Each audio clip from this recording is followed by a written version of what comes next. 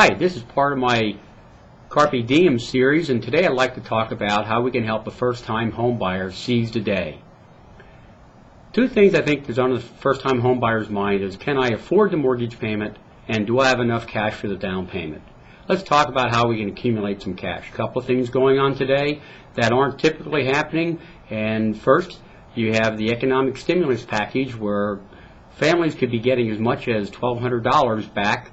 And you also, secondly, you have the IRS checks coming back for the refunds. So between those two things, you might have as many as $3,000, $4,000, and maybe even $5,000 of cash that are being accumulated in the next couple of months. And they can take advantage of that to get them into a piece of real estate.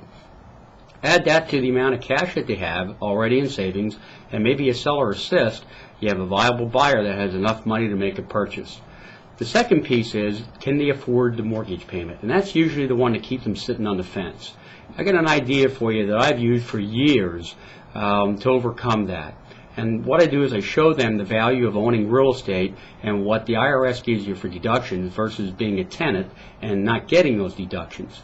If you take the very simple scenario of having a $65,000 income family, you have both husband and wife working, and that's approximately the kind of cash you're making, and they would be in the 25% tax bracket.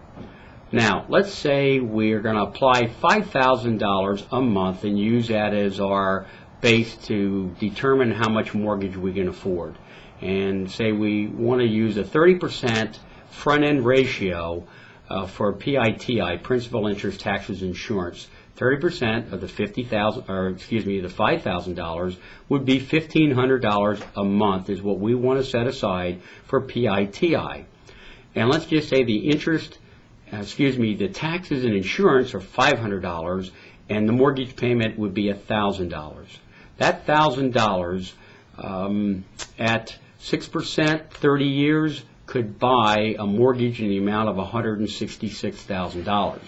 And this is very, very doable for FHA. And I'm going to throw a plug in for Mortgage America because they're direct underwriters for FHA, and they can work out great things for your buyers going FHA. They don't scrutinize the credit near as close, and there's some other things that you can get accomplished at FHA that you can't do conventional. Now, let's go back to the $1,000 mortgage payment. Between the interest that you pay and the real estate taxes you pay, add them together, you probably have between a $15,000 and $16,000 a year tax deduction. And if they're in a 25% tax bracket, you can do the math, and you're looking at anywhere from $3,600 to $3,800 in tax refund they're going to get back every year. You can actually go into your employer and ask them to take less withholding and keep those dollars every month. And that's what I suggest that you tell your buyers to do, and they can then keep an extra $300 plus per month net income in their pocket to put toward their $1,000 a month mortgage payment.